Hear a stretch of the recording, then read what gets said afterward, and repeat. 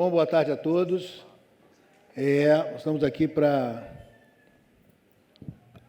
reunir e continuar lembrando a vocês que os vídeos do câncer na mídia estão sendo apresentados em todas as participações, todas as reuniões, e quem não fez ainda, represente a sua associação ou o seu próprio caso, vai ali no stand, grava um vídeo rapidinho contando a sua história. Esse painel agora é um painel que tem um tema de sustentabilidade do sistema e garantia de acesso aos tratamentos eficazes em oncologia. Se eu tivesse que resumir isso aqui, eu podia transformar isso aqui em um painel MMA do TJCC, né? Porque a sensação que eu tive pelos participantes é essa, entendeu? Está todo mundo pronto, eu queria ter aquele vozeirão daquele cara para dizer, it's time, né? Que até quase isso, aqui está todo mundo pronto para a briga, quando, na verdade, o que a gente tem que buscar, brincadeiras à parte, o que a gente tem que buscar aqui é justamente o contrário, é a gente conseguir ter isso, gente que se conhece, que se respeita e que tem que sentar e conversar e discutir para achar soluções, né? Justamente acabar com esse clima de MMA que existe nesse assunto, né? Todos vão ter 10 minutos de apresentação, a gente vai tentar mostrar para vocês os vários aspectos envolvidos, os vários players dessa história, e a gente vai conversar com uma discussão depois. Eu queria chamar para começar a doutora Belinda Simões Pinto, que é hematologista, vice-presidente da Sociedade Brasileira de Transplante de Medula Óssea e professora e pesquisadora do Centro de Terapia Celular da Faculdade de Medicina de Ribeirão Preto, da USP. Doutora Belinda. Obrigada, boa tarde a todos. E quem me conhece sabe que eu devo ser a campeã do MMA, né? Então, acho que é por isso que eles deixaram eu falar primeiro, para eu levar as burdoadas depois. Quando me convidaram para essa mesa, e eu realmente agradeço a Brale, é uma honra estar aqui no meio, porque é uma oportunidade que raras vezes a gente tem de realmente estar reunido todos juntos para discutir esse assunto. E eu, certamente, aqui represento, sou a que menos entendo desse assunto, e eu brinquei com eles, falei assim, eu, na verdade, sou usuária, né, aquela médica que trabalha exclusivamente no SUS, e, obviamente, sofre muito mais do que quem está na medicina privada com esse problema da incorporação de medicamentos. Então, e a gente não só... Então, o grande problema, eu sinto, é esse tempo, esse lapso de tempo entre esse medicamento ter sido aprovado no exterior, ter mostrado o seu benefício, o tempo que até ele chegar aqui no país. Então, eu estou aqui muito mais para questionar todos os meus companheiros do que para fazer qualquer outra coisa. Quer dizer, a gente já sofre um lapso de tempo até ele chegar no país. E depois, quando ele chega no país, ele tem que passar por uma série de instâncias, como vocês vão ver aqui, né? Anvisa, Conitec, etc. e tal. E mesmo depois que a Anvisa aprovou, a Conitec disse, não, esse medicamento realmente tem eficácia e segurança, isso está muito longe de significar que eu possa utilizá-lo no SUS. Então, essa é uma coisa que, para nós, é muito difícil de aceitar, porque o governo, quer dizer, o Ministério já viu que a droga é eficaz, ele já viu que ela é segura, mas, mesmo assim, eu não posso oferecer esse medicamento para os nossos pacientes. Então, é difícil para nós, usuários, entendermos esse todo o caminho, né? E nós temos outra... e a maneira, eu sempre questiono a maneira como o Ministério olha para o câncer, porque, se a gente olhar a estratégia de ressarcimento no SUS, que é o tal do APAC, Autorização de Procedimento de Alto Custo, às vezes, o ressarcimento de um medicamento em primeira linha, ou seja, na primeira atacada, é 10 vezes inferior ao ressarcimento na segunda linha. Quer dizer, em câncer, eu não posso tentar acertar na segunda, eu tenho que acertar na primeira.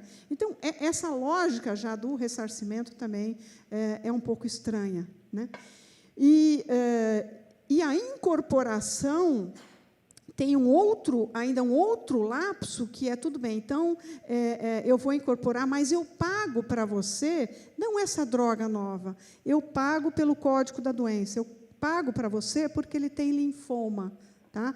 E você, hoje de manhã eu questionei isso muito com a doutora Maria Inês Guidelha, você tem a liberdade, tem até essa palavra hipócrita na PAC, você tem a liberdade de escolher o que você quer. Ou seja, eu chego para o meu filho e falo assim, não, você pode comprar o iPhone novo, eu te dou R$10. Então, eu não tenho a liberdade, eu não tenho a capacidade. Então, fica um pouco estranho essa questão de dizer, mas nós estamos pagando pelo Código da Doença, nós não estamos pagando por aquilo que ele custa. Então, na verdade, eu estou aqui muito mais para levantar esse problema para vocês e a gente discutir. Eu gostaria muito que isso não terminasse aqui, nessa mesa redonda, mas que a gente realmente encontrasse alguma maneira de continuar essa discussão, de que a gente pudesse realmente levar e de fazer propostas, de levar isso para adiante. Eu também sei que o dinheiro é finito e que a gente vai ter que definir protocolos, definir estratégias, mas eu gostaria muito que isso não terminasse nessa mesa. E como o Luiz falou, quer dizer, nós não estamos aqui para brigar, nós estamos aqui para brigar juntos pelos pacientes. Eu acho que essa é a nossa missão aqui hoje à tarde. Obrigada. Bom, então eu vou começar chamando a doutora Maria Ilka Moitinho, que é a pessoa que tem a porta da chave, né? Ela é que deixa o medicamento entrar no país ou não, de maneira mais simples. Por favor.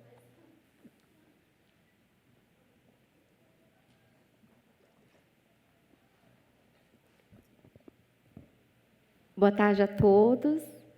Eu gostaria de parabenizar pela iniciativa e agradecer a oportunidade que nos deu de participar e apresentar um pouquinho do nosso trabalho para todos os congressistas. Bom, então eu vou falar um pouquinho sobre a análise de tecnologia em saúde no cálculo de preço de medicamentos. Porque o produto, como foi falado, ele tem a inovação, na verdade, ela tem um ciclo de vida que passa desde o registro, depois o preço, em seguida ela vai para o mercado. Eu vou falar um pouquinho a respeito. E quem faz o cálculo de preço de medicamentos é a Câmara de Regulação do Mercado de Medicamentos, a CEMED. E ela tem competência para analisar os preços iniciais, para estabelecer regras de ajuste de preço e outras competências voltadas para o direito do consumidor, inclusive com competência para instaurar processo administrativo caso haja alguma infração às suas normas. E é um órgão de governo, um colegiado, é um conselho de governo composto por 5 ministérios: o Ministério da Saúde, da Fazenda, da Justiça, Casa Civil e MIDIC. Ele é composto por um conselho de ministros, que os próprios ministros compõem esse conselho, e é um órgão deliberativo. Então, quem decide as políticas macro de regulação no país. Também compõe a CEMED o Comitê Técnico Executivo, que é a segunda instância decisória do órgão. E ele é composto por secretários desses mesmos ministérios que compõem o Conselho de Ministros. E, finalmente, a Secretaria Executiva, que é exercida pela Anvisa, e ela é quem toma a decisão em primeira instância e executa todas as demais decisões do órgão. Então, dito isso, a gente precisa entender, então, de qual mercado estamos tratando. A CEMED, ela só regula medicamentos, e ela também administra um sistema, que é o sistema SAMED, é o maior banco de dados em preço de medicamentos e faturamento. Então, é o maior banco de dados que existe no país, que traz informações econômicas acerca de todos os medicamentos que são comercializados. A gente está falando aqui de mais de 25 mil apresentações de medicamentos.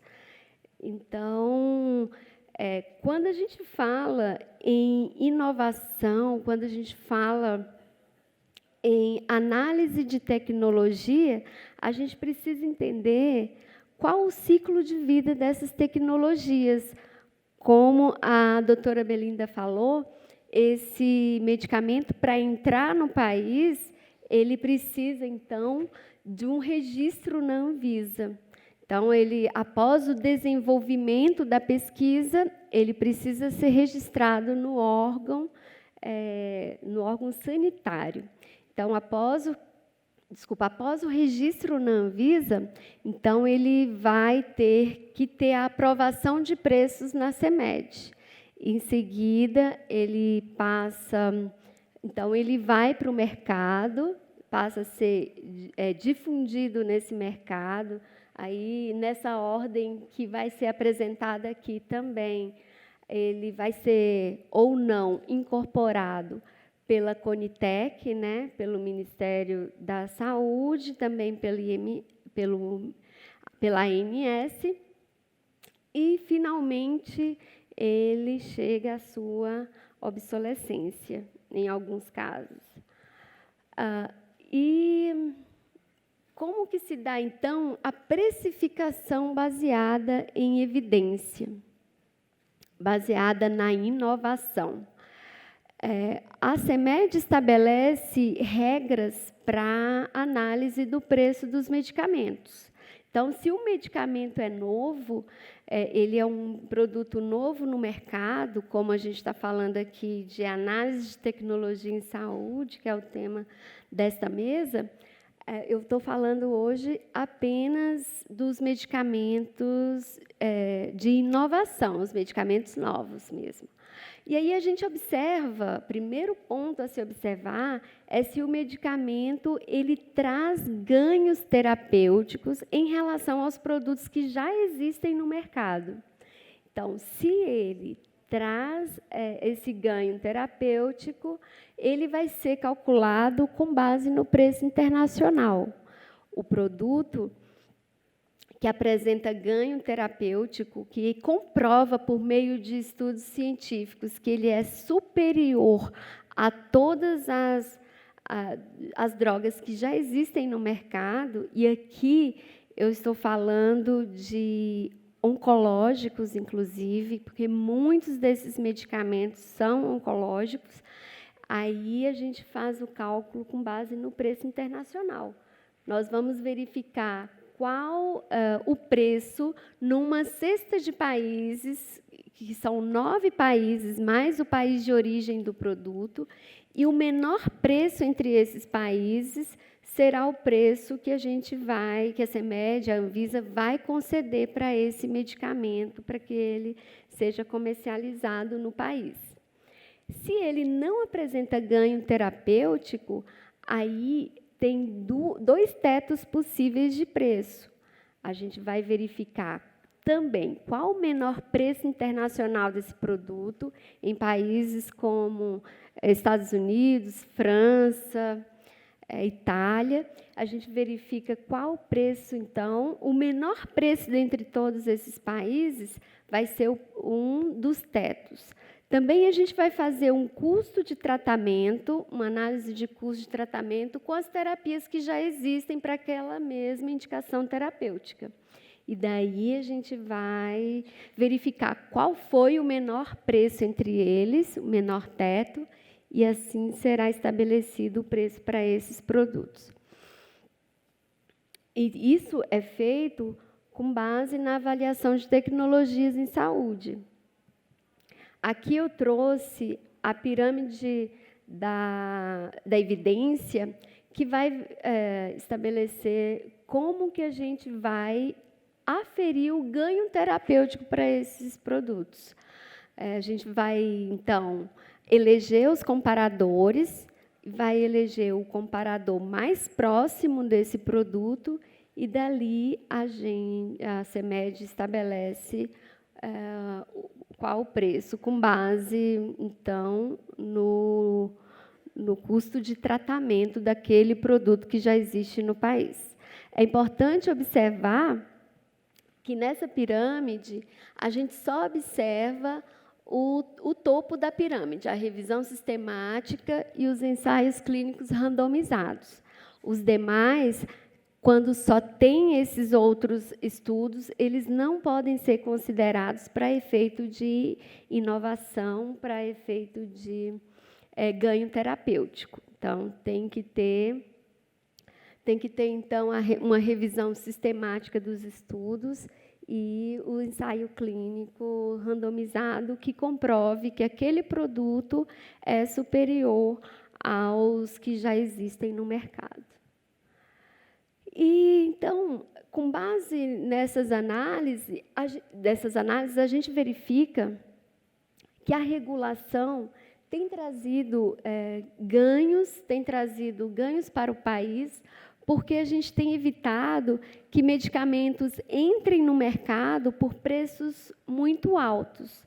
Então, eu trouxe aqui alguns exemplos de oncológicos que demonstram que, em alguns casos, eles se tratam do menor preço internacional, que seria o brasileiro, isso por causa desses critérios que a gente analisa esses produtos. Em alguns casos, ele chega a 3 vezes, mais baixo do que países como Estados Unidos, por exemplo. E quais, então, são esses os efeitos da regulação? Os preços eles têm sido estabelecidos abaixo da inflação acumulada do IPCA, e a gente observa que, quando a empresa solicita o preço, ela tem solicitado mais de 87% desses preços são solicitados acima do que o que a CEMED efetivamente estabelece.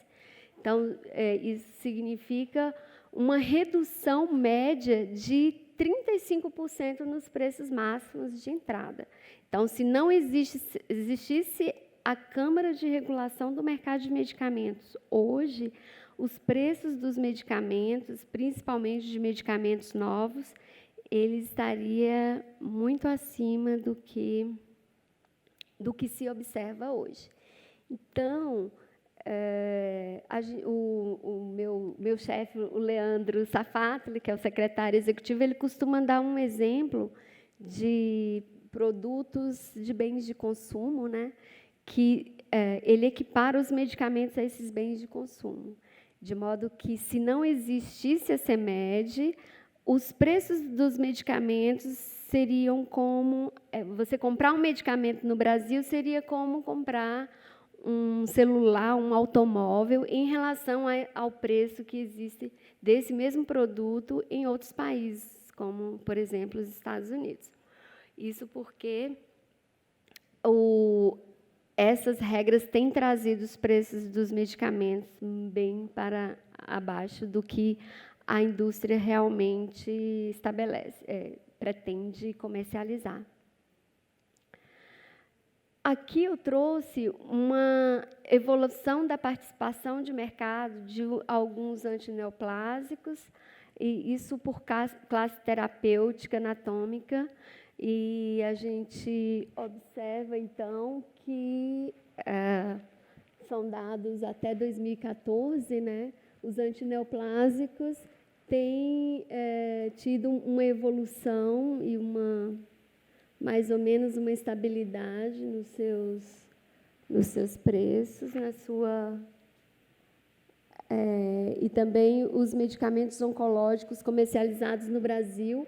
Esse levantamento nós fizemos há algum tempo, estamos atualizando essa informação, mas a gente vê que os agentes antineoplásicos e os compostos antineoplásicos, eles apresentam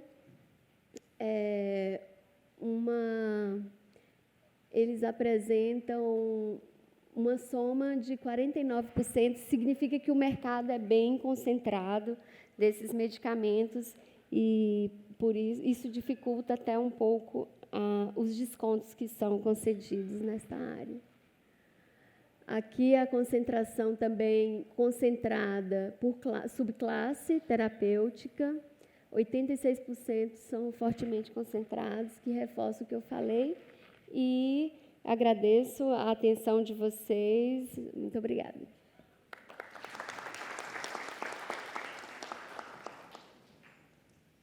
Obrigado, doutora Maria Ilka. Bom, agora que o medicamento já entrou no Brasil, né, eu vou pedir para o Pedro Bernardo, doutor Pedro Bernardo, diretor de acesso da Interfarma, e dizer o que ele faz agora com esse número que a Maria Ilka deu para ele, né? Como é que ele resolve?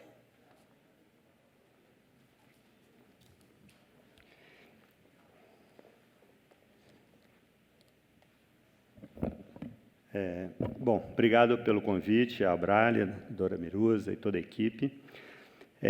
Meu conflito de interesse, eu trabalho na Interfarma, sou diretor da Interfarma, que é uma associação que reúne 56 empresas que pesquisam e produzem medicamentos. Ontem nós tivemos aqui a oportunidade de apresentar um estudo focado em oncologia, né, junto com o IMS. E esse estudo levou 1 ano para ser feito, né, estudo importante, e que não olha só medicamento, né, é um estudo amplo e que não visa descobrir quem é o culpado, mas, pelo contrário, a nossa intenção é juntar os esforços para buscar soluções. E nesse sentido, esse estudo ele é amplo, ele trata desde da prevenção, o diagnóstico e o tratamento, né? E sugiro que todos dêem uma olhada, visitada no nosso site e façam uma leitura desse nosso estudo, que é uma contribuição que nós demos.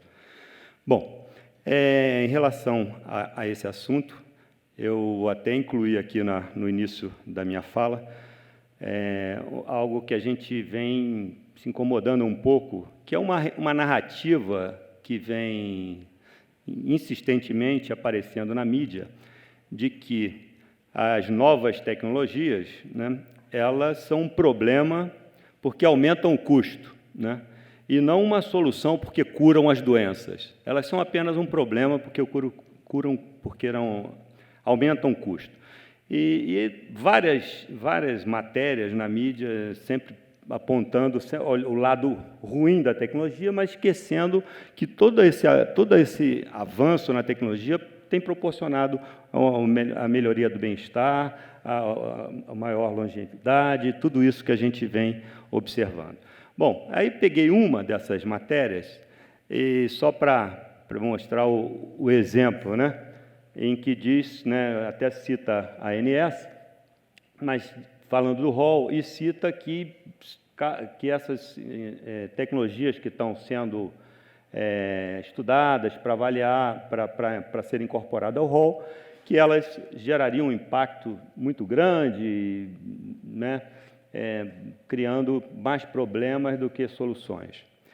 Bom, eu peguei aqui uma fala, pela primeira vez alguém apareceu, né, numa dessas reportagens defendendo, por acaso, essa professora, que é a doutora Lígia Bahia, e que ela colocou muito bem a questão, né? Ela colocou muito bem a questão. Ela disse que se sentia incomodada porque não se levava em conta a economia que a incorporação de novas tecnologias fazem, né? Então, ela citou que as novas tecnologias trazem economia com cura mais rápida, menor uso de terapias intensivas, redução de complicações, e que o cálculo precisa trazer todos esses ganhos. Além disso, é preciso levar em conta que toda tecnologia tem uma curva de custo, né, que começa alta, mas com a disseminação ela vai caindo. É a pura verdade, quer dizer, ela, em poucas palavras, ela deu o quadro perfeito. Então, eu trouxe alguns slides, né, com os números, tentando até mostrar exatamente isso e como isso acontece.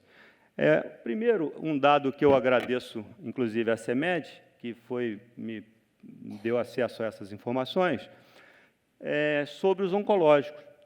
onde mostra uma série, né, que de 2010 até agora, você tem uma linha vermelha, que é o de unidade, e uma linha azul, que são os preços médios, e que mostra que o aumento do custo ele se deu pelo aumento de unidades, pelo aumento de acesso, muito mais do que pelo aumento de preço. Então, nós tivemos ali, nesse período, até 2016, um aumento de unidade de 53,4%, o preço 40%, e o IPCA no período foi 49%, ou seja, o preço ele cresceu abaixo do IPCA, né, enquanto que as unidades aumentaram.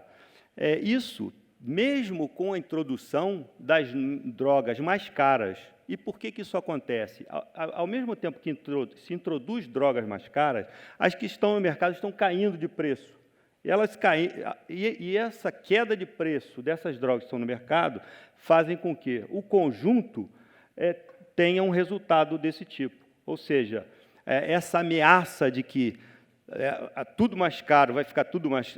que tudo está mais caro, não é verdade. Na verdade, o que está entrando, que são em números bem menor do que aquilo que já existe no mercado, faz com que o conjunto inteiro não tenha esse efeito tão danoso como é tão propagado. Ainda, né, mostrando, né, a questão comparando com o IPCA, vou pular essa parte. Bom, o que aconteceu com o gasto do governo? As APACs. As APACs, esses são dados, né, do DataSUS, tem um crescimento até 2014 e depois meio que se estabiliza, né, até com um pouquinho de queda. Os gastos com oncologia do governo cresceram porque, além das APACs, tem alguns produtos que estão centralizados. Então, nós temos aí um crescimento, mas a gente percebe que o que cresceu muito mesmo foram as cirurgias, né, dentro dos gastos do governo. Aqui essas três colunas mostram, primeiro, gasto com saúde no Brasil, né? O governo está na faixa de 46% a 47%, plano de saúde 28% e pago do próprio bolso 25%. Isso em saúde como um todo. Quando nós olhamos para medicamento, apenas medicamento, nós temos a seguinte situação: o governo com 30%, plano de saúde com 9% e pago do próprio bolso 61%. Ou seja, em medicamento, a maior parte é pago pelo próprio consumidor, né, pagando do seu próprio bolso. Em oncologia, metade de tudo é pago pelo governo federal. E a outra parte, que é a outra metade, o plano de saúde, tem a parcela paga do próprio bolso, e o governo estaduais e municipais e Distrito Federal. Ou seja, nós não conseguimos ainda identificar cada fração dessa da parte de baixo, mas o todo dá em torno de 50%. Aquilo que a Ilka falou se confirma, e aqui você tem, eu peguei plano de saúde e peguei medicamento, a linha de baixo são os aumentos de plano de saúde, que a Ilka torturou lá a gente, né?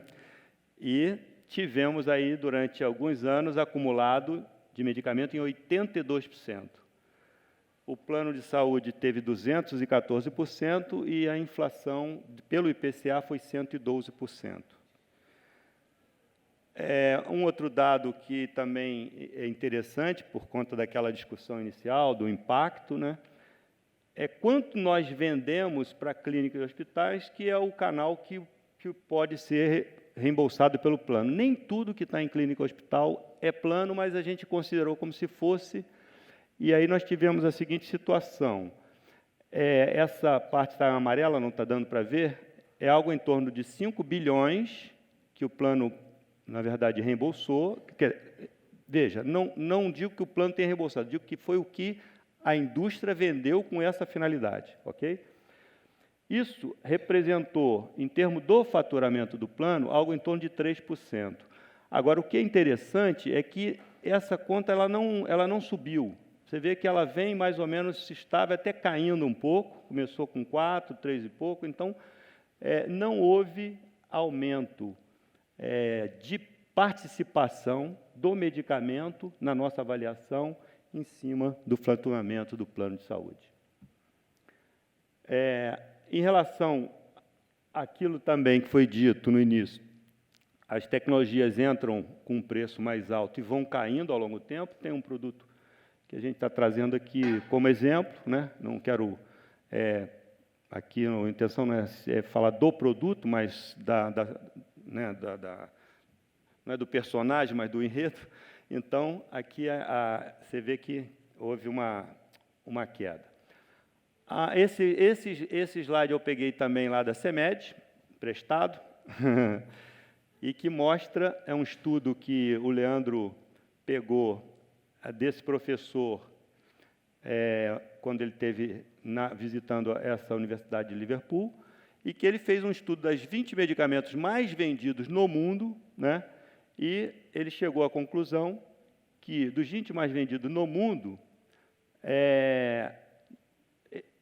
eles são, nos Estados Unidos, são 6 vezes mais caros do que no Brasil, certo? Aquele outro slide também, que a Ilka já mostrou, né, que mostra um produto em que ele é muito mais barato no Brasil, e isso depois que o critério passou a ser o menor preço no Brasil, isso é uma constante em todos os produtos, então a gente não há o que se falar de produto aqui mais caro, a não ser os produtos mais antigos, mas mesmo assim os preços praticados são menores. E, por último, eu queria falar um pouco do tempo que foi colocado pela Belinda, né? O tempo é muito maior do que aquele, Belinda, que você colocou. Aqui eu peguei, só para também, não quero aqui falar do personagem, mas só para citar o tempo, de um estudo que começou lá em 92, né? E aí vai, né, seguindo a fase pré-clínica, clínica, fase 1, 2, 3, aí tem a aprovação da agência americana, aprovação da agência no Brasil, o depósito da patente, a consulta pública na Conitec, a expiração da patente em 2012 e começou o produto a ser incorporado em 2013, né? E tem ainda discussão em 2016. Portanto, você vê como é longa realmente a trajetória e como, às vezes, é até impossível de recuperar o que foi investido na pesquisa, né?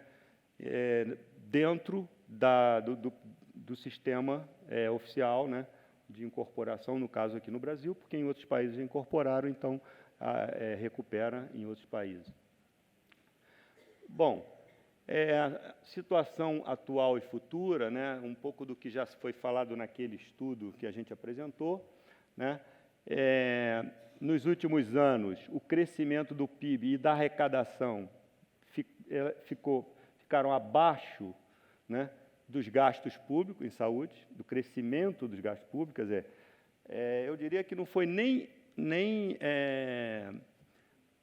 o problema maior é que o PIB teve 2 quedas seguidas e esse ano a previsão é que não cresça, né? Então, nós tivemos 3,5, 3 e pouco, quer dizer, 2 quedas seguidas, e aí o gasto acaba proporcionalmente ficando mais elevado por conta de falta de recurso e falta de arrecadação, né?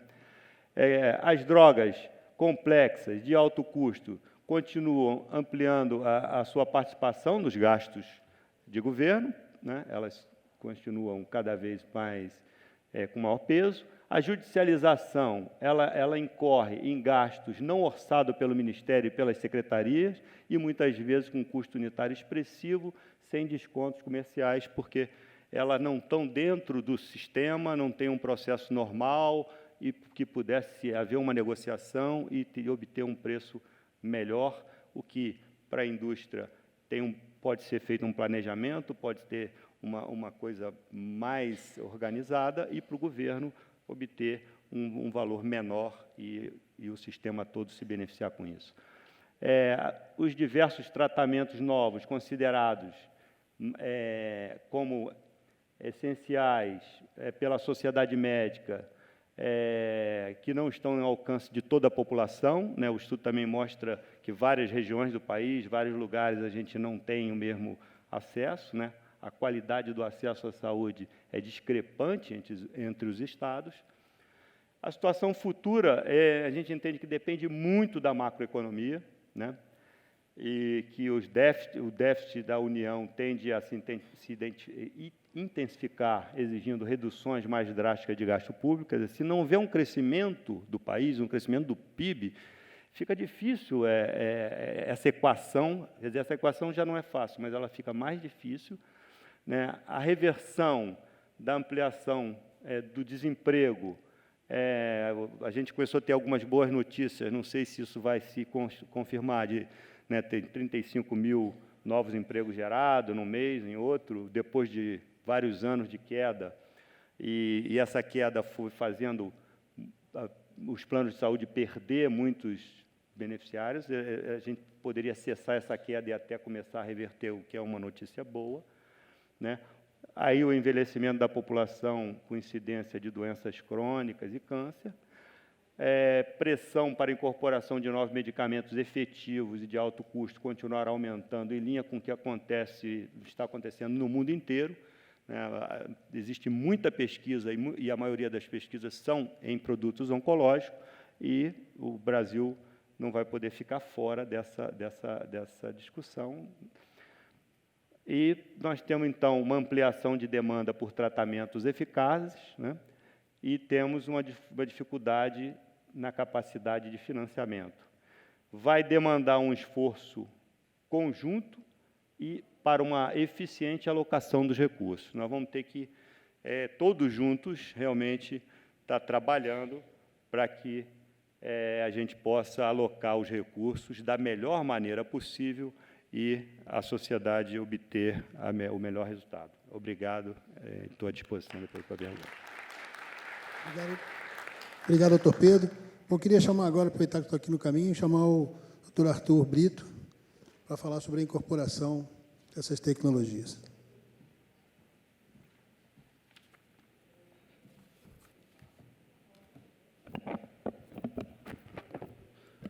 Bem, então, boa tarde a todos. Meu nome é Arthur Brito, sou farmacêutico, estou à frente da Conitec. E aí, primeiramente, agradecer a oportunidade de estar aqui no evento dessa magnitude, onde nós conseguimos reunir de uma só vez todos os atores envolvidos em prol do câncer, desde profissionais de saúde, a gestão, governo, toda a participação social, pacientes, associações, as agências reguladoras. Então, é um evento muito importante para a nossa população, que é o maior beneficiado. Então, primeiramente, eu gostaria de passar um vídeo que ele demonstra todo o trabalho da Conitec numa linguagem bem simples. Procedimento, equipamento ou produto seja incorporado ao SUS, é necessário que a Comissão Nacional de Incorporação de Tecnologias no SUS, Conitec, faça uma avaliação para saber se tecnologia é tão boa ou melhor do que as já utilizadas atualmente.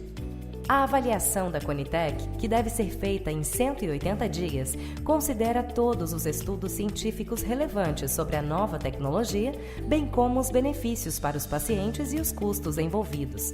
A comissão é formada por uma secretaria executiva e um plenário. A Secretaria Executiva é composta por um departamento do Ministério da Saúde, que dá suporte técnico para o plenário avaliar as tecnologias. Profissionais de diversas instituições compõem o plenário da Conitec. São elas: Secretarias do Ministério da Saúde, Agência Nacional de Vigilância Sanitária, Agência Nacional de Saúde Suplementar, Conselho Nacional de Saúde, Conselho Nacional de Secretários da Saúde, Conselho Nacional de Secretarias Municipais de Saúde, Conselho Federal de Medicina. O plenário avalia os estudos científicos e econômicos sobre a nova tecnologia e solicita que um relatório técnico seja disponibilizado em consulta pública para que a sociedade possa opinar. Após analisar as contribuições recebidas durante os 20 dias de consulta pública, o plenário vota e emite uma recomendação final, que pode ser favorável ou contrária à inclusão da nova tecnologia no Sistema Único de Saúde. Por vezes, a Conitec avalia tecnologias já utilizadas no SUS e, dessa forma, a recomendação pode ser para alterá-la ou retirá-la. Com a recomendação da Conitec em mãos, o secretário de Ciência, Tecnologia e Insumos Estratégicos do Ministério da Saúde decide se concorda com a comissão e publica sua decisão no Diário Oficial da União. Caso a decisão seja favorável à incorporação da tecnologia, os órgãos do SUS têm 180 dias para disponibilizá-la a toda a população. Para conhecer melhor a Conitec, acesse. Bem, então aí de uma maneira resumida foi passado como que é o nosso funcionamento. E aí, falando um pouco da comissão, a Conitec surgiu em 2011, através da Lei 12.401, que alterou a Lei do SUS 8080, dispondo sobre a assistência terapêutica e a incorporação de tecnologias no SUS. E aí isso foi um marco, porque nós passamos de uma maneira mais efetiva a estar fazendo a análise de a incorporação baseada nas evidências, estudos de segurança, estudos de eficácia, bem como toda a análise econômica de impacto orçamentário para essas tecnologias. Elas passam por uma consulta pública, onde toda e qualquer entidade pode estar se manifestando acerca da recomendação preliminar da plenária da Conitec, e temos um prazo final de análise do dossiê de submissão até o resultado final, a publicação final, de 180 dias. E vedamos qualquer análise de medicamento que não esteja ainda registrado na Anvisa e que não tenha seu preço CMED definido. E toda incorporação ela leva a uma alteração ou a uma criação de protocolos clínicos e de diretrizes terapêuticas para saber como que essas tecnologias vão ser utilizadas. Posteriormente, tivemos a publicação do decreto 7646, que institui o regimento interno de funcionamento da Conitec e dá subsídios de como vai ser feita o relatório para análise, seja de incorporação, de exclusão ou de alteração. E aí algo que deve ser mencionado e que fique bem claro é que qualquer pessoa física ou jurídica pode estar fazendo a solicitação junto à Conitec para a avaliação de uma tecnologia, seja ela indústria, seja ela associações de pacientes, entidades acadêmicas e próprias áreas técnicas dentro do Ministério da Saúde. O único departamento que é impedido de fazer essa solicitação somos nós do DEGITS, que é o Departamento de Gestão e Incorporação, ao qual eu estou na frente, na diretoria, e que atuamos como Secretaria Executiva da Conitec. Então, qualquer membro que está nessa plenária aqui pode estar fazendo a solicitação. E, através desse decreto, que está também disponibilizado no nosso site, tem todas as informações de como esse dossiê deve ser apresentado para que tenha a sua solicitação analisada. É um formulário que tem que ter um formulário totalmente preenchido, número e validade de registro na Anvisa, evidência científica, estudos de avaliação econômica e o preço fixado na CMED.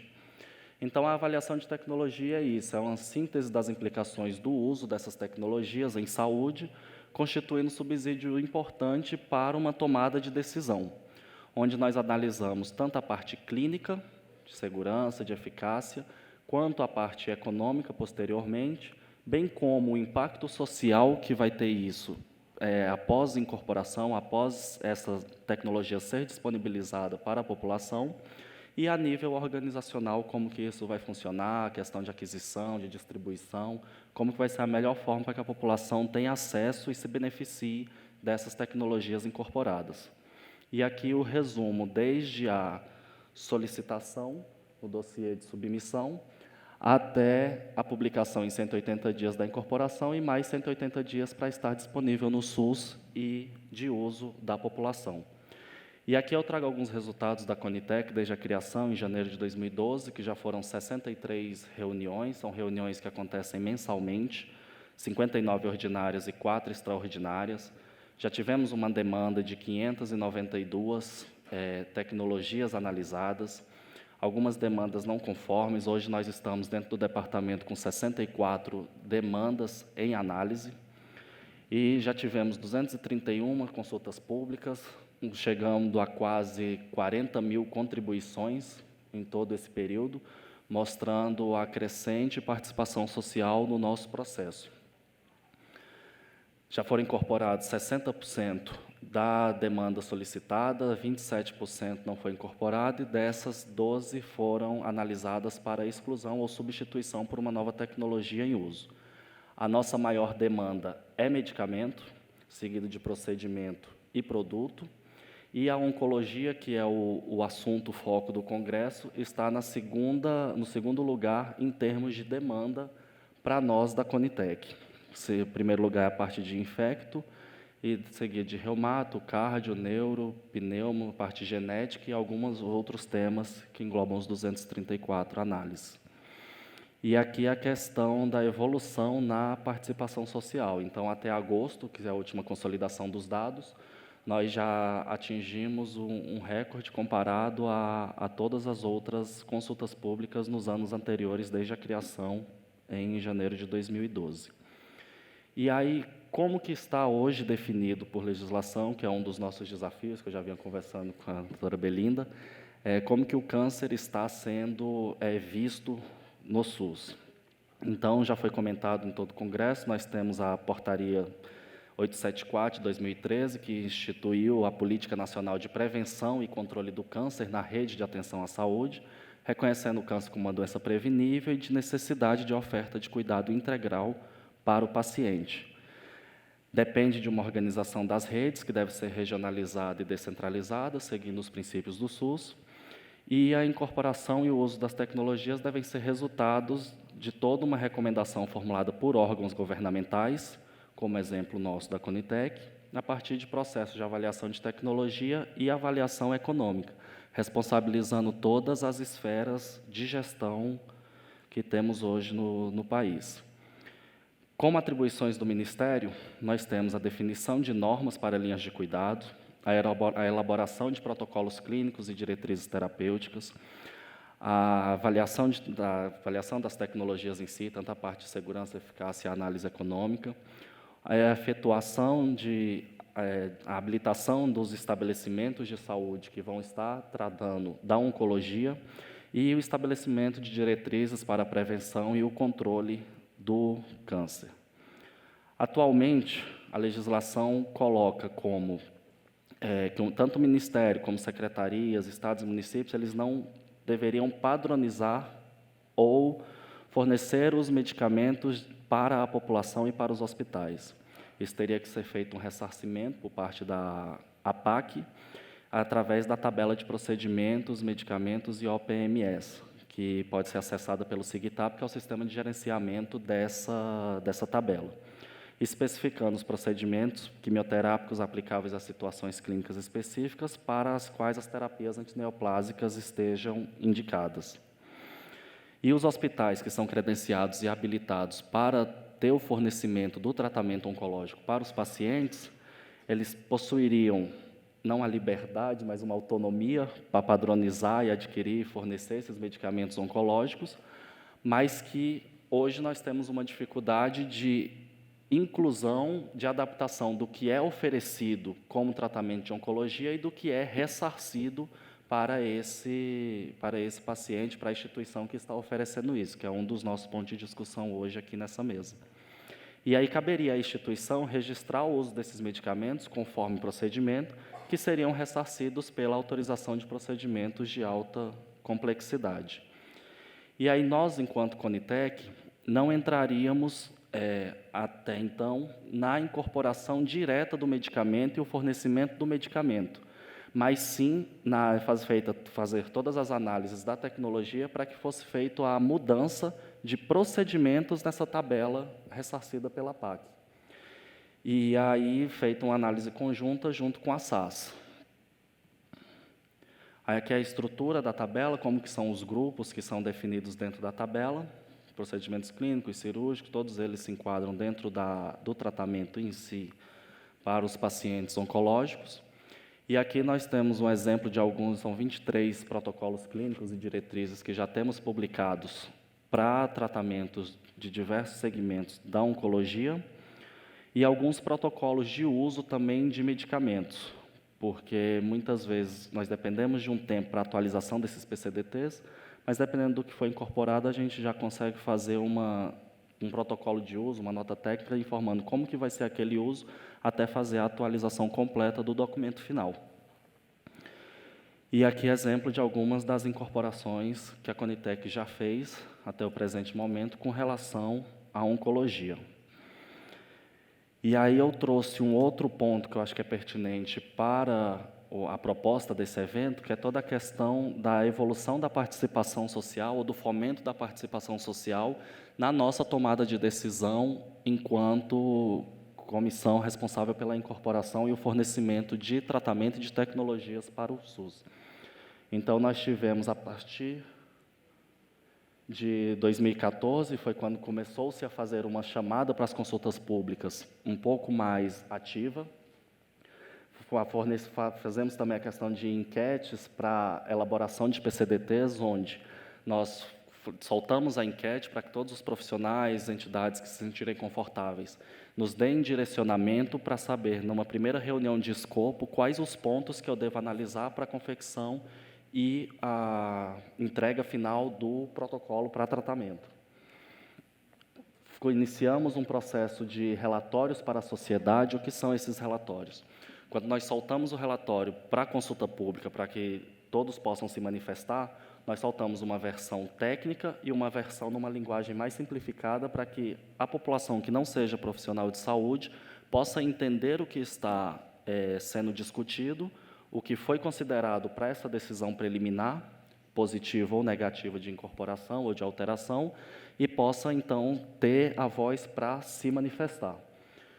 Temos o Twitter, temos o nosso aplicativo, que qualquer pessoa pode baixar, vocês podem testar aí já, tanto para Android como para iOS, é só digitar Conitec, e aí tudo que for sendo colocado de novo no site, o aplicativo já vai atualizando automaticamente e gerando informes no celular. Então, assim, saiu uma consulta pública hoje, ele vai gerar um alerta no seu celular. Então, é uma maneira da sociedade estar mais próxima, porque às vezes não tem tempo de estar toda hora abrindo o site para entender o que está acontecendo, de estar se aproximando mais das nossas atividades e podendo contribuir com isso.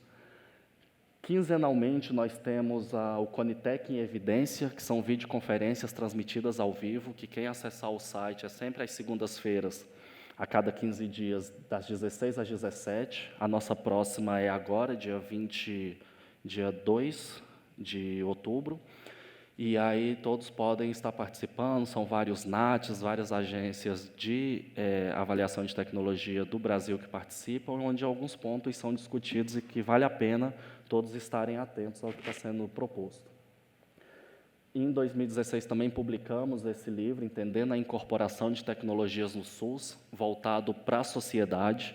Então, todo esse processo que eu expliquei agora, um pouco de maneira resumida, mas ele traz o passo a passo para que todos possam saber como estar se inserido dentro do processo de avaliação de tecnologia.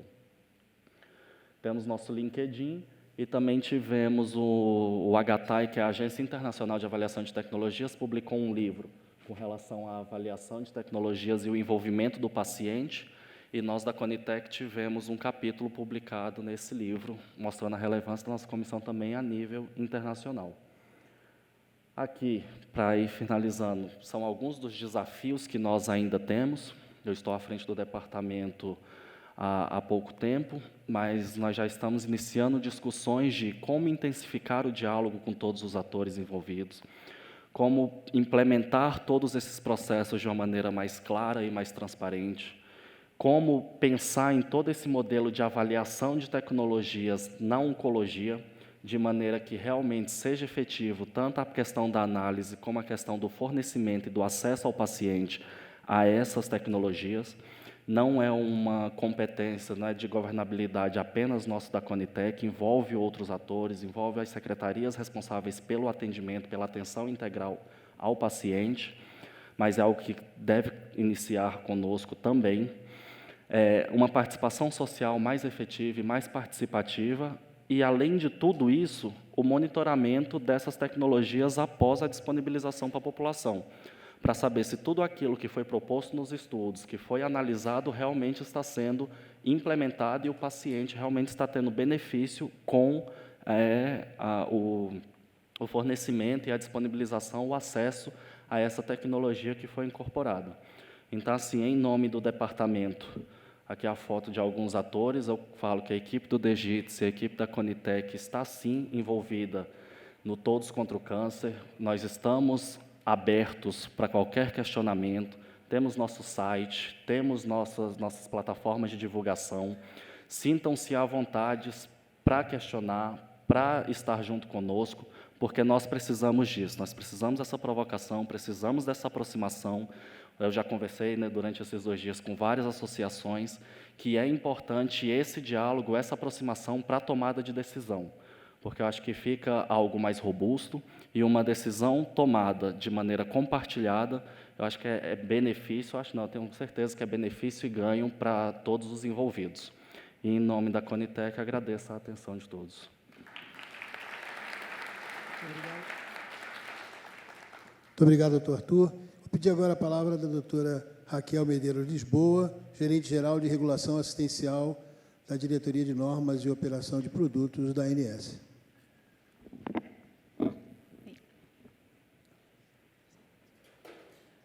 Boa tarde a todos. Eu gostaria de agradecer o convite de estar aqui e a oportunidade de estar trazendo um pouquinho do trabalho que a gente realiza na Agência Nacional de Saúde Suplementar, justamente nesse tema que é a avaliação de tecnologias em saúde. É muito importante fórum como esses, onde todos, pelo menos vários atores que compõem o setor estão aqui expondo o seu trabalho, mostrando como é feito e a gente trocando essas ideias e apresentando para a plateia que possa entender a lógica da avaliação de tecnologia e as diversas instituições que estão trabalhando com essa metodologia. Eu espero que a gente não tenha um MMA, mas sim que a gente consiga chegar a algum tipo de consenso. Essa é a 3ª vez que eu participo aqui da Todos Juntos contra o Câncer, e é muito importante mesmo essa iniciativa e esse trabalho e essa conscientização e trazer as instituições para estarem debatendo e expondo os seus trabalhos, demonstrando como são feitos, para que a população entenda de uma forma mais ampla essa incorporação. Eu preparei a minha apresentação trazendo um pouquinho da contextualização, o que é a Agência Nacional de Saúde Suplementar, a regulação assistencial, que é a área que faz a incorporação de novas tecnologias, o rol de procedimentos, que é a lista de cobertura obrigatória que todas as operadoras precisam estar disponibilizando aos beneficiários, como a gente utiliza a avaliação de tecnologia em saúde nesse processo, a cobertura oncológica e os desafios. Rapidamente, a Agência Nacional de Saúde Suplementar ela é uma agência reguladora federal vinculada ao Ministério da Saúde. Mas, contudo, ela tem a sua autonomia, tanto administrativa como financeira, patrimonial e, principalmente, nas suas decisões administrativas. Ela atua na normatização, fiscalização e regulamentação das operadoras de planos de saúde. Então, esse escopo de regulação é preciso que a sociedade entenda até onde a agência pode estar atuando. O marco regulatório do setor é a Lei 9656, de 1998. Então, a partir de 99, é que essas operadoras, que são empresas que comercializam plano de saúde, começam a ter as suas atividades reguladas. Antes disso, já existiam operadoras funcionando há décadas e que não tinham nenhum tipo de regulamentação, como quais são as normas para entrar no mercado, quais são as normas para sair do mercado, as questões contratuais com os usuários de planos de saúde e também a cobertura obrigatória. Em 2000, então, a Lei 9961 criou a agência para que tivesse essa competência de fiscalizar, regulamentar e fazer valer a Lei 9656 de 98. As atividades da agência acabam se resumindo nessas dimensões, que é regulação econômica, regulação assistencial, fiscalização do setor e indução da qualidade. E aqui são dimensões do setor que cabe essa introdução e contextualização para que a gente possa também aprofundar a discussão em relação à importância da avaliação de tecnologias. Então, de 2000 até 2015, como vocês podem observar na linha, nas duas linhas, a linha verde fala da cobertura médico-hospitalar e a linha laranja da cobertura exclusivamente odontológica. De 2000 até 2015, nós tivemos um crescimento no número de usuários de planos de saúde. E, justamente em 2015, junto com a crise econômica e com a questão do desemprego e outras questões, nós tivemos uma diminuição e, atualmente, estamos por volta de 47 milhões de usuários de planos de saúde. Quando nós desmembramos aquela linha de a cobertura médico-hospitalar e trazemos para a cobertura essa linha laranja, o plano que é coletivo empresarial, ou seja, aquele que realmente está associado ao emprego, é possível ver que foi justamente nessa vertente onde houve uma maior queda no número de vidas da saúde suplementar. Essa é a distribuição dos usuários de planos de saúde no Brasil. Como vocês podem ver, existe uma concentração nas regiões sudeste, na região sul. No centro-oeste, ali o Distrito Federal ainda se destaca em verde, e no restante da região centro-oeste, norte e nordeste, você tem uma dispersão muito grande dos usuários de planos de saúde. Dentre as competências da agência, então, cabe elaborar o rol de procedimentos e eventos em saúde. O rol nada mais é que uma lista de procedimentos de cobertura obrigatória por parte das operadoras. Mas é importante que vocês saibam que nada impede que as operadoras cubram além do que está no rol. O que elas não podem deixar de cumprir é aquilo que está já estabelecido dentro do rol.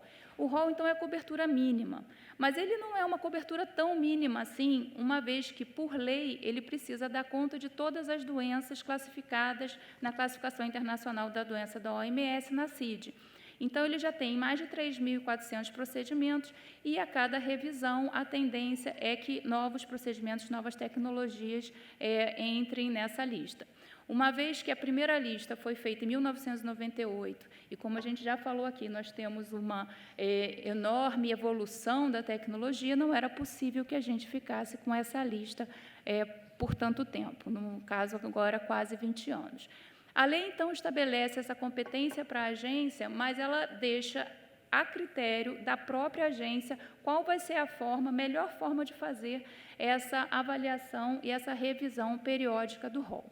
E, com isso, a gente, dentro da agência, vem tentando aprimorar e melhorar esse processo, que começou com uma lista básica, existia uma série de solicitações que vinham de todas as formas, vinham muitas vezes por e-mail, telefonema, carta, ofício, não existia um fluxo da entrada das demandas e nem uma metodologia de avaliação dessas demandas para que se pudesse fazer a revisão desse rol de procedimentos. De 2008 para cá, nós tivemos um avanço, nós passamos a ter, então, uma periodicidade regular na publicação do rol, ele é publicado a cada 2 anos, mas longe de se dizer que o rol é revisado a cada 2 anos, porque ao longo desses 2 anos, como eu vou mostrar para vocês, a nossa equipe técnica vem trabalhando na avaliação para nova incorporação. E, com isso, é preciso definir critérios de priorização, porque a demanda é muito grande pela entrada de novas tecnologias, e a avaliação de tecnologias é uma ferramenta que vem sendo utilizada também desde 2013 dentro da agência. Além disso, nós criamos um comitê permanente para discussão dos assuntos relacionados a regulação assistencial, onde existe a participação de mais de 40 instituições que se entende que fazem parte dos diversos agentes que fazem parte da saúde suplementar. Então, a gente tem a participação de outros ministérios, a gente tem a participação de órgãos de defesa do consumidor, participação dos representantes dos médicos, de outros profissionais da saúde, participação da Anvisa, participação também das operadoras de planos de saúde, participação dos empregadores por meio da Confederação Nacional de Saúde, participação também dos trabalhadores, e assim a gente está tentando juntar a maioria das pessoas para fazer essa discussão. De 2014 para cá, nós criamos também, aos moldes da Conitec, um formulário de entrada, sendo que o formulário ele é um pouquinho mais simples que o da Conitec, e ele fica aberto por um período quando nós abrimos o processo de revisão do rol seguinte. Ou seja, nós estamos finalizando o processo de revisão de 2018 e nós abrimos esse processo em março de 2016. Esse formulário ele tem um caráter técnico, nós solicitamos que os demandantes encaminhem tanto a solicitação da tecnologia como as evidências científicas que respaldam a inclusão daquela tecnologia, dados epidemiológicos, dados também de custo, dados de custo-efetividade, e com isso nós fazemos uma triagem desse material e levamos para discussão dentro do comitê. Todas as reuniões do comitê, elas têm a sua ata disponibilizada e as suas apresentações disponibilizadas no site, trazendo, então, uma maior transparência do processo, e quem tiver interesse pode entrar no site, que está lá disponível em participação social, os grupos de participação e as atas estão disponíveis. Os critérios de priorização, então, são a disponibilidade de dados epidemiológicos, ou seja, quanto maior seja a prevalência e incidência daquela patologia que a tecnologia vai beneficiar, isso é um fator importante para se levar em consideração a carga da doença e a quantas pessoas aquela tecnologia vai estar beneficiando. Além disso, as evidências científicas com segurança, eficácia, efetividade. É preciso que exista mão de obra disponível em todo o território nacional.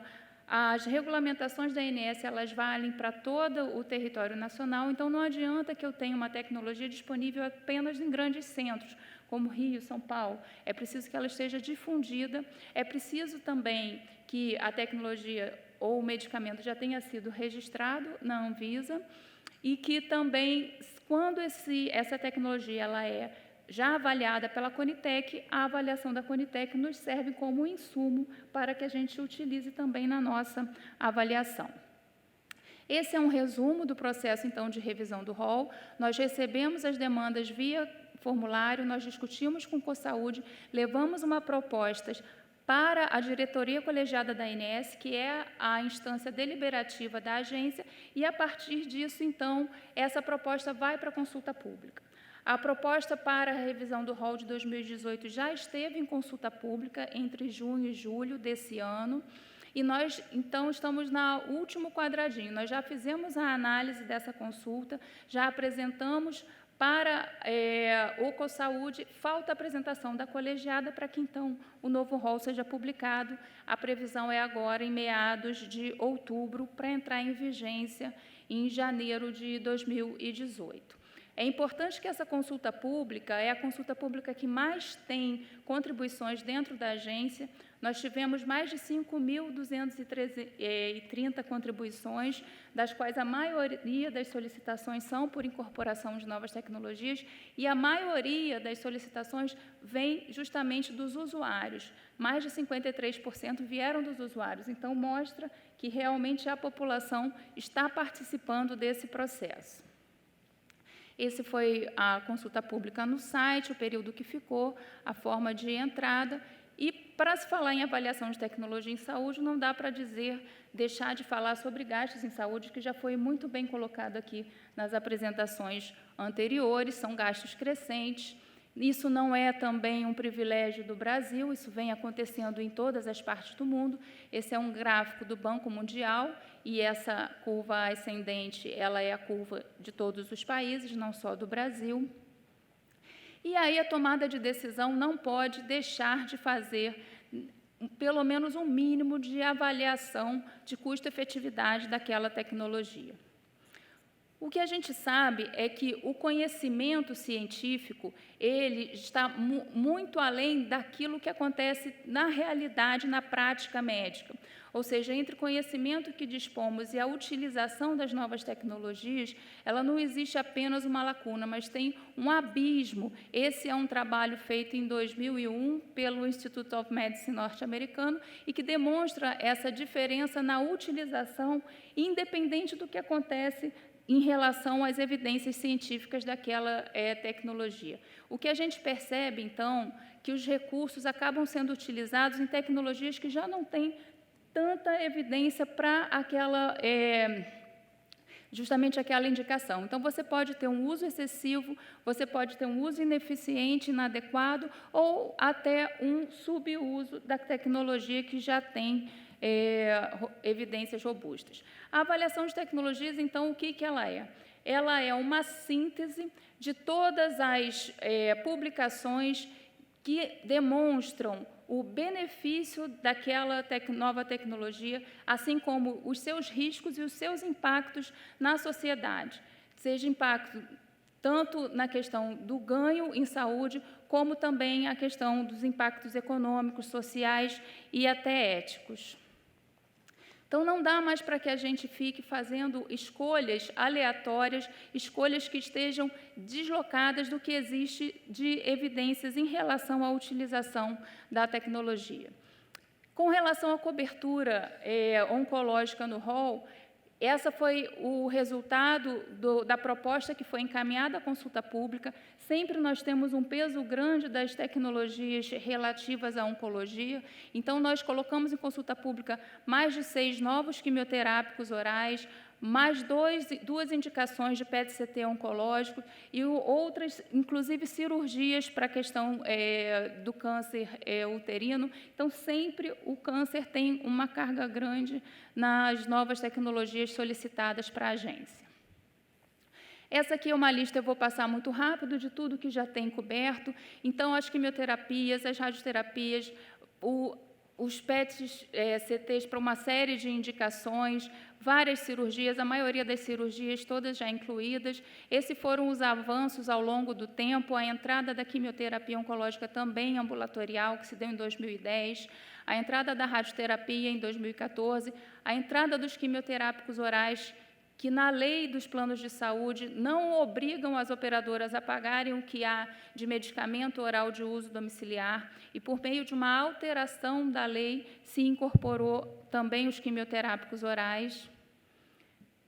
E uma série vou passar rápido porque essa é só a lista dos quimioterápicos. Então, a cobertura oncológica na saúde suplementar também tem os medicamentos adjuvantes para os efeitos colaterais dos quimioterápicos, já é uma cobertura bastante robusta. O que a gente vê nessas discussões é que existe uma série de conflitos de interesses e que são inerentes a esse processo.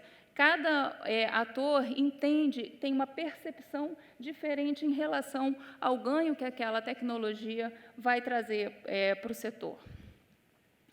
E aí que estão os desafios das agências reguladoras e os desafios que nós encontramos dentro da própria ANS, né? Como gerenciar esse conflito de interesse visando trazer o melhor ganho para o usuário, para o paciente, estabelecer critérios em conformidade com a literatura, estabelecer também a priorização, estabelecer o diálogo entre as sociedades médicas e os demais atores que fazem parte e trazer também uma maior participação da sociedade. A gente espera, com isso, estar contribuindo para a formação de uma rede que discuta realmente os ganhos que a tecnologia pode estar trazendo na sociedade e lembrar que o foco deve ser sempre no valor em saúde e não na quantidade de tecnologias incorporadas, mas sim no resultado que aquela tecnologia vai estar trazendo para o paciente, que é, ao fim e ao cabo, o motivo até da nossa existência enquanto instituição. Era isso que eu tinha para dizer. Muito obrigada. Muito obrigado, Raquel. Vou chamar agora o doutor André Médici, que é administrador, mestre em Economia na Unicamp, doutor em História Econômica na USP, para dar uma pincelada nessa história toda e ver qual é a repercussão disso no mundo todo, inclusive no nosso país.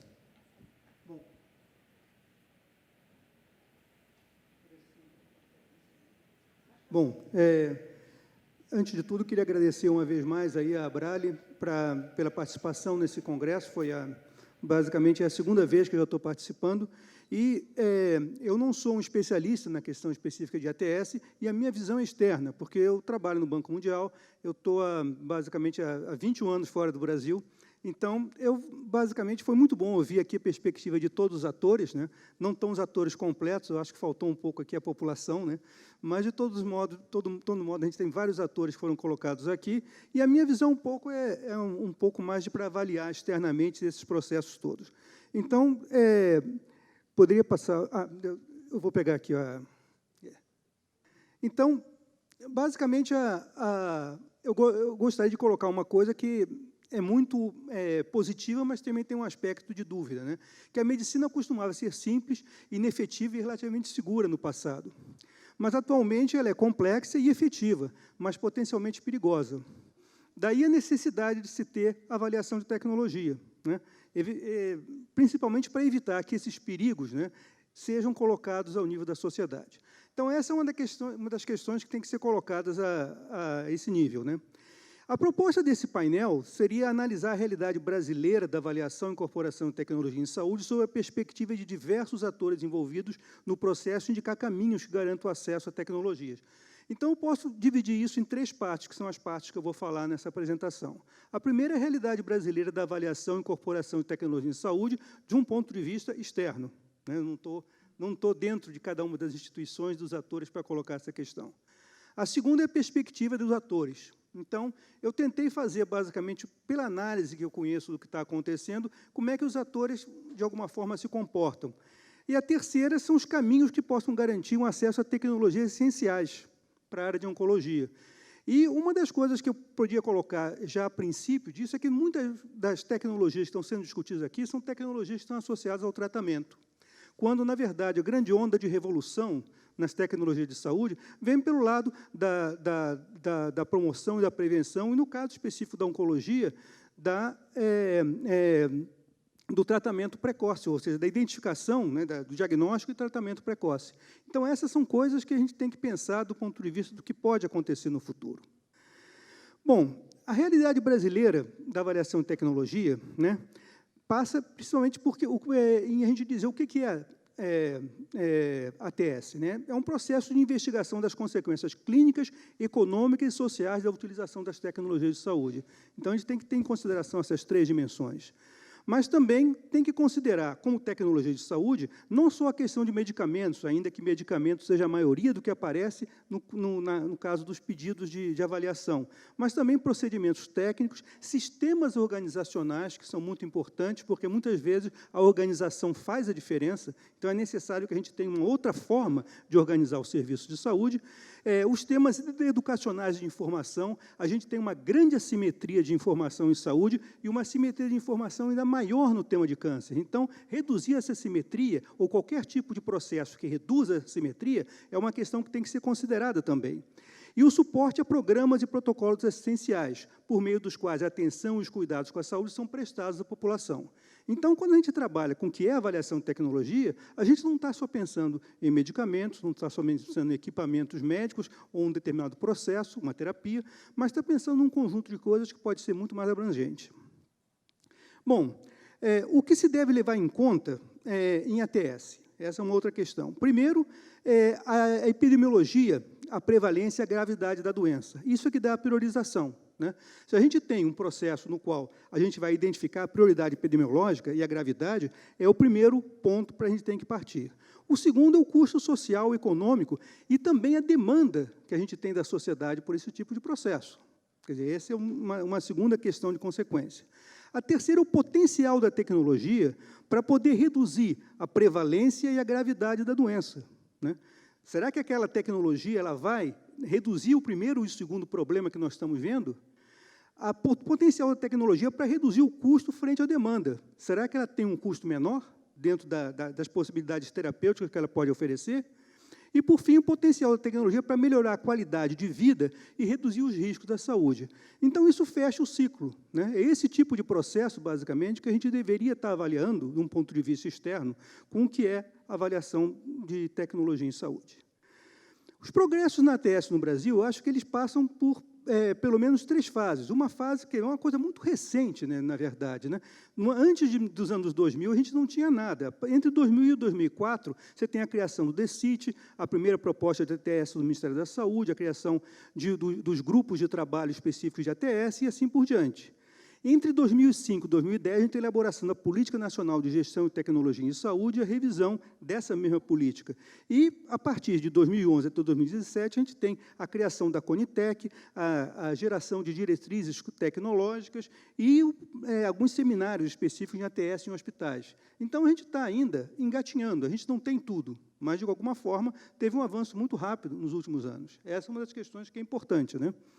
E também há desafios da ATS no Brasil, né? Os principais desafios que a gente consegue colocar ao nível dos conflitos que aparecem entre os distintos atores é a falta de transparência das ações, né, da comissão da Conitec, que eu acho que o representante da Conitec até colocou a necessidade de melhorar o tema da transparência, a falta de protocolos padrão para o tratamento de pacientes de câncer pelo SUS. Estão se começando a definir protocolos, mas, na verdade, a maioria dos protocolos não estão definidos ainda.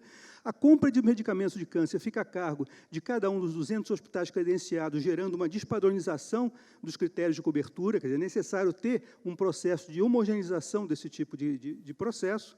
Deficiência de processos de oferta, por exemplo, a gente viu aqui que a oferta de radioterapia cobre só 66% das necessidades de radioterapia, quando, na verdade, os estabelecimentos acreditados também cobrem só 75% das necessidades. Esse estudo que foi feito pela Quintilis, a Abifarma, está mostrando basicamente isso. E falta uma correspondência entre a aprovação de uma tecnologia e a garantia de seu financiamento, dado que uma grande maioria das tecnologias que são aprovadas até mesmo pela Conitec não tem a provisão de recursos para serem financiadas. Então, esses são desafios reais que a gente tem que enfrentar no nível dessa discussão. As perspectivas dos atores envolvidos são também bastante distintas, né? Se a gente pensa quais são os atores que a gente está trabalhando aqui, a gente tem o governo, os prestadores de serviços públicos e privados, e também as seguradoras, nesse caso, porque eu acho que elas são importantes na definição, os produtores de tecnologia, a indústria farmacêutica, os equipamentos médicos, as ONGs, a sociedade civil, os pacientes, que atuam basicamente pelo lado específico da demanda, e o setor de justiça, porque uma das coisas que a gente não discute aqui é como, especificamente, a gente tem um tema de judicialização que, do ponto de vista da ATS, passa a ter um ator relevante. Então, a justiça tem que entrar dentro do campo da discussão, até mesmo para a gente ver como consegue, de alguma forma, reduzir a simetria de informação que existe dentro das decisões judiciais que são tomadas em relação a esse ponto. As perspectivas do governo seriam, basicamente, melhorar a regulação do SUS e da ANS sobre políticas de procedimentos para combater o câncer. Essa é uma questão que eu acho que a gente viu aqui, tem se feito um esforço permanente. Estimular e regulamentar políticas de promoção, prevenção e detecção precoce de câncer.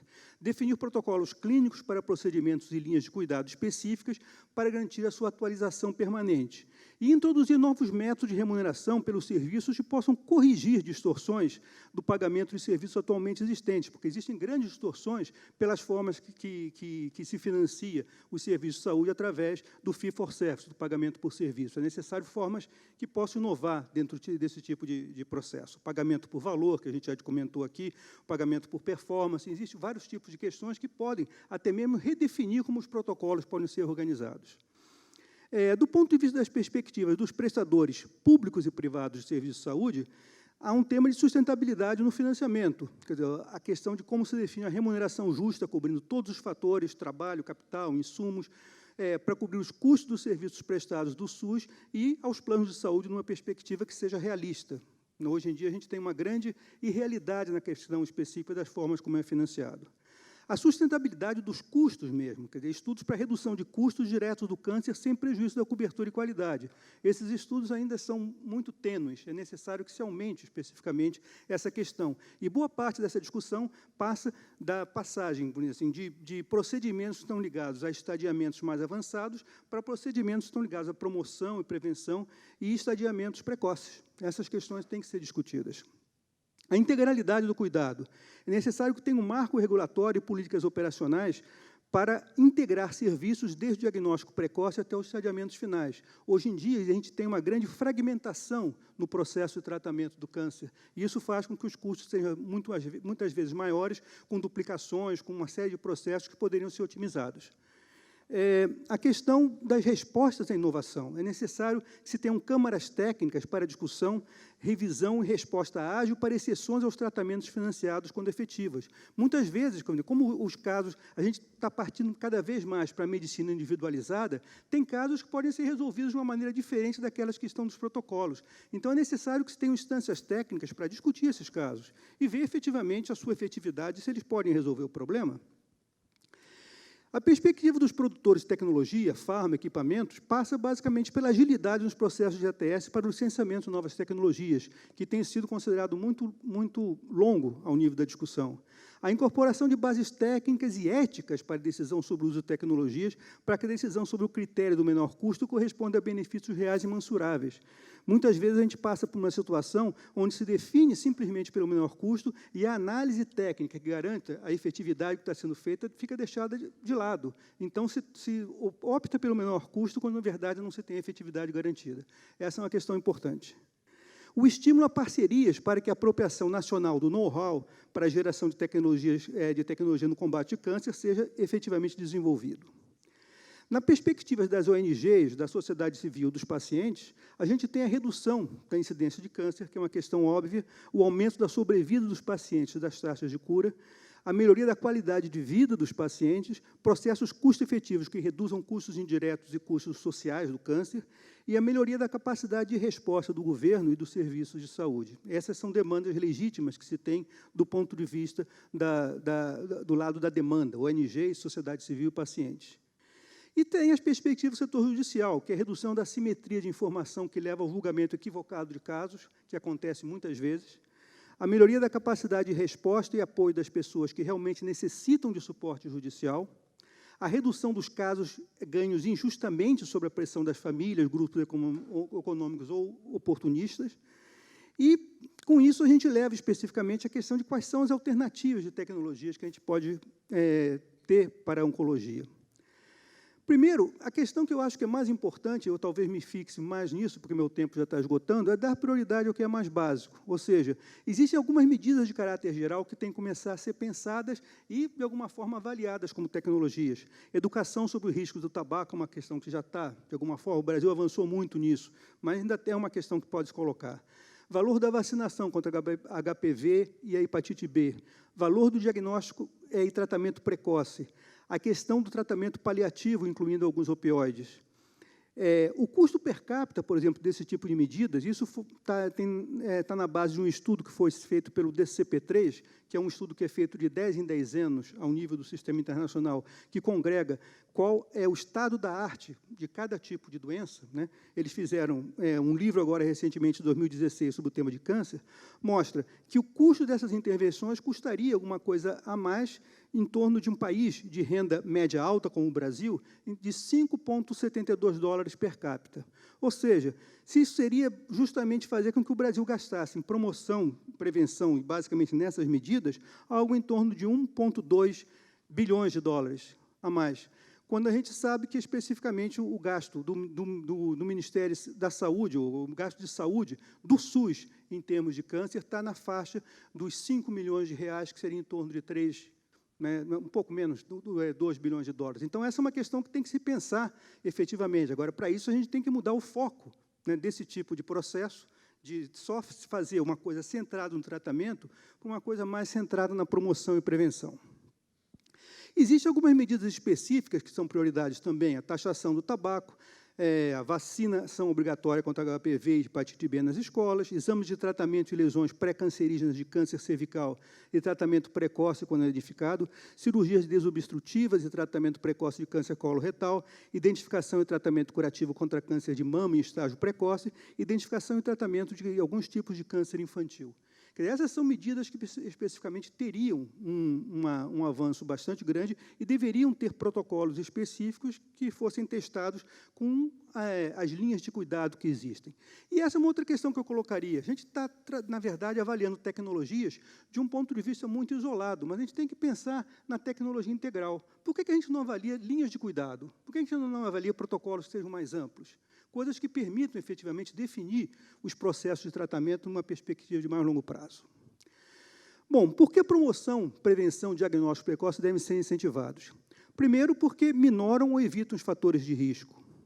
Porque diagnóstico precoce permite salvar vidas e gastar menos com tratamento, porque a doença é detectada em estágios preliminares de desenvolvimento. O tratamento é sempre muito mais complexo, incerto e caro, com agravamento da doença, e em função dos custos de medicamentos, terapias e hospitalização. Só para ter uma ideia, já falei isso na minha exposição de ontem, mas um estudo da Unimed, em 447 pacientes de câncer detectados em estágio avançado, entre 2008 e 2010, revelou que o custo de tratamento desses pacientes foi em torno de 35 milhões de dólares. E ele seria em torno de 5 milhões de dólares se a doença tivesse sido identificada na fase inicial. Ou seja, só isso daí mostra um ganho de 7 vezes. Né? Ou seja, se pode ter muito mais sustentabilidade com esse tipo de processo. 1/3 dos casos de câncer poderiam ser curados se detectados precocemente e tratados em estágio inicial. 1/3 dos casos de câncer poderiam ser evitados se com modificação de exposição dos fatores de risco já conhecidos. E nos países onde há maior promoção e prevenção e detecção precoce, os casos de câncer aparecem mais tarde do que em países onde a promoção e prevenção são baixas, o que significa que salvar vidas e gastar menos leva a uma sociedade sustentável e mais feliz. Muito obrigado. Muito obrigado, doutor André. Eu tenho que fazer alguns anúncios que não vão deixar ninguém contente. Né? O primeiro anúncio é que o encerramento do JCC foi transferido para esse teatro. Portanto, nós vamos ter apenas 15 minutos para terminar a nossa mesa, o que não dá nem para começar a discussão. Agora, eu acho que eu queria ouvir, assim, coisa como vocês já viram, então, 3 minutos para cada um. O que vocês vão ter que falar? Eu queria ver da Berinde o seguinte: a palavra protocolo foi repetida de maneira insistente em todas as apresentações. Por que a gente não vê a presença, isso é uma dúvida minha até, por que a gente não sente uma presença mais forte das sociedades médicas? A presença do Conselho Federal de Medicina é uma presença estatutária, óbvio. Agora, por que isso não é representação na prática da sociedade médica de especialidade? Tem 3 minutos só. Obrigado pela pergunta. Essa é uma questão que a gente tem discutido. Existem os protocolos. O protocolo não quer dizer imediatamente que isso vai ser aceito pelo Ministério. Eu vou te citar o exemplo do protocolo diretrizes, as diretrizes da Sociedade Brasileira de Transplante de Medula Óssea. Ela está rodando no Ministério desde 2011. Até hoje não foi aprovada. Nós temos o consenso 2011, 2013, 2011, 13, 15 e 17. O Ministério não aprovou nem o 2011. Então, tem um lapso entre o que você diz e o que volta. Né? Esse é o primeiro ponto. Existem diretrizes terapêuticas. Então, eu citei hoje de manhã o exemplo do mieloma. Então, existe a evidência, é uma diretriz publicada pelo Ministério da Saúde, em que ele diz qual é a droga que você tem que dar em primeira linha, só que o ressarcimento não cobre 1/10 daquilo que ele mesmo disse que é para pagar. Tá? Então, tem um gap entre aquilo que... Então, a palavra, Arthur, é livremente mesmo. Na portaria, por exemplo, da leucemia mieloide aguda, na portaria, na diretriz terapêutica, está escrito livremente. Eu não tenho liberdade, porque é aquela questão. Então, é a pergunta que eu vou fazer. Quer dizer, a doença é a mesma se o cara está deitado no Sírio-Libanês ou está deitado em Ribeirão Preto, concorda? Quer dizer, a Conitec avaliou a evidência, a ANS avaliou a evidência. Quer dizer, eticamente, precisa ser incluída imediatamente no SUS e na ANS. Quer dizer, por que vai na ANS e não vai no SUS? A doença é a mesma, ela não tem diferença. Então, eu não entendo como você faz todo esse trabalho de avaliação de tecnologia em saúde, e aí, então, na ANS pode, mas no SUS não pode. Quer dizer, o cara tem o mesmo linfoma. Então, são coisas que a gente não entende. E essa questão do protocolo, eu concordo que as sociedades precisam se mexer mais. Eu também acho isso. Mas a desgraça é essa, você faz. Um exemplo do transplante. Nós fizemos 11, 13, 15, 17, ela continua lá, sambando no meio do Ministério e não vai. E não volta. Tá? Entendi. perguntar agora para o Arthur, já que sobrou para ele, sobrou para ele alguma coisa, é o seguinte, Arthur, na prática, o que a gente pode esperar da Conitec em termos de melhoria nesse item, principalmente de transparência? Porque eu vou te dizer, eu não sou oncologista, sou clínico, e eu mesmo, quando leio a recomendação de incorporação ou não, discordo até do critério de evidência científica que foi colocado. Eu não fico confortável com esse critério. É lógico que isso sempre pode ser discutido. Mas o que pode melhorar nisso? Porque a gente não sente... Existe a preocupação e a sensação, vou dizer logo muito claro o nome das coisas, existe durante muito tempo, você está lá há pouco tempo, mas existiu durante muito tempo e continua, existe a sensação do viés ideológico.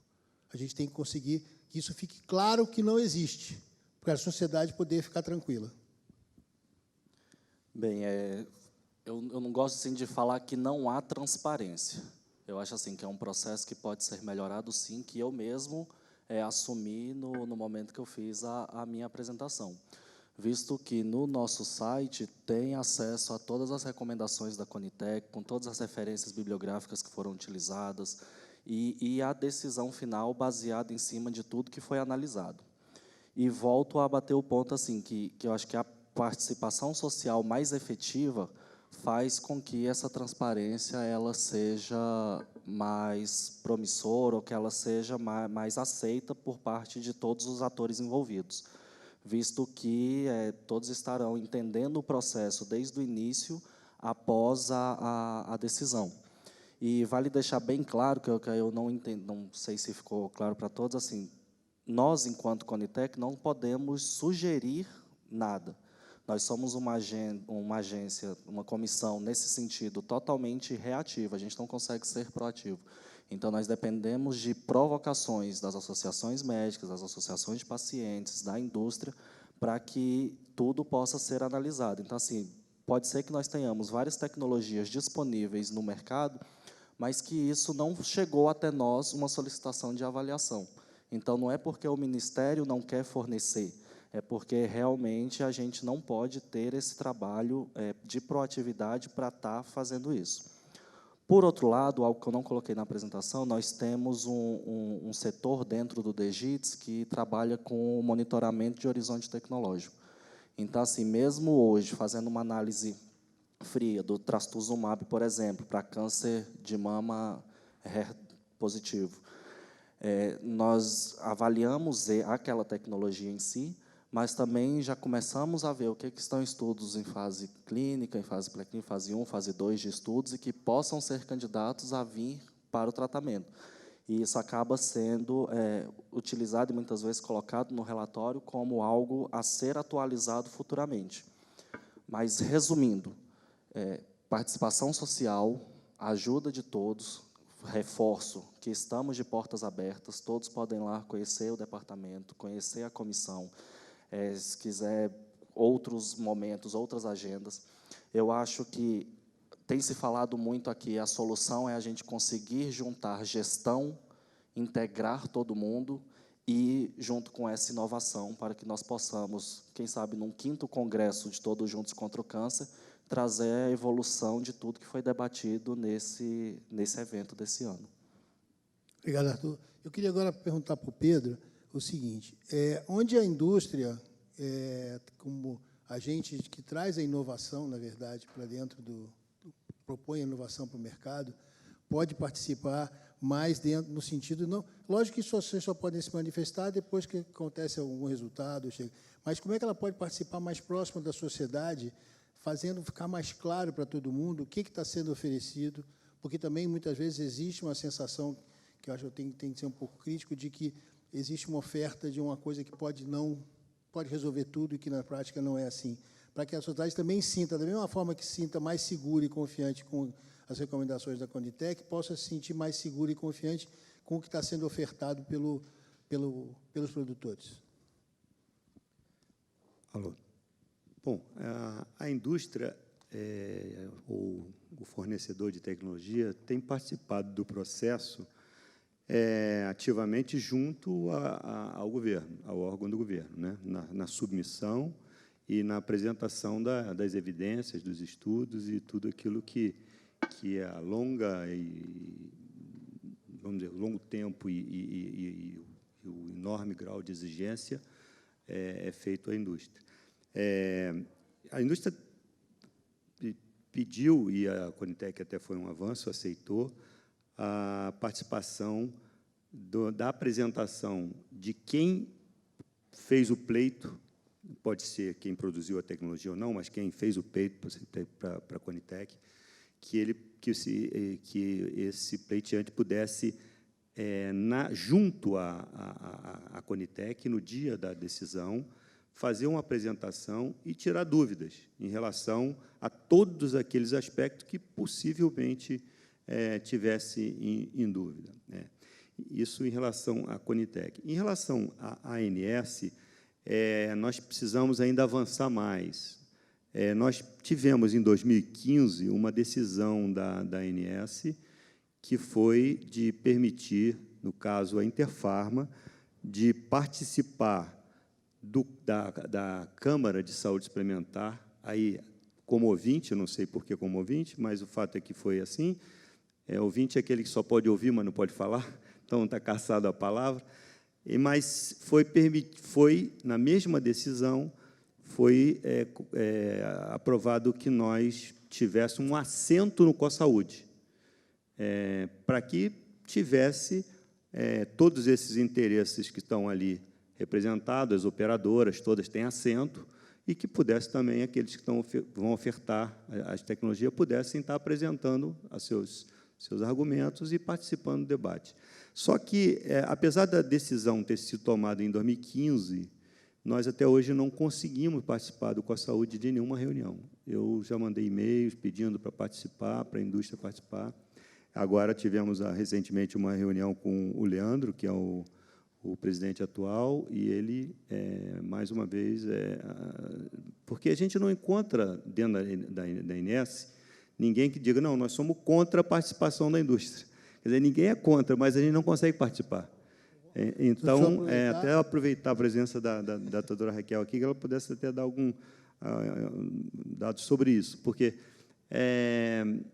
então fica uma discussão faltando uma parte do processo, né? Aquele que tem e que desenvolveu, pesquisou e tem muito conhecimento para aportar nesse processo de debate, ele não só não pode submeter a tecnologia, como ele não sequer pode participar da reunião.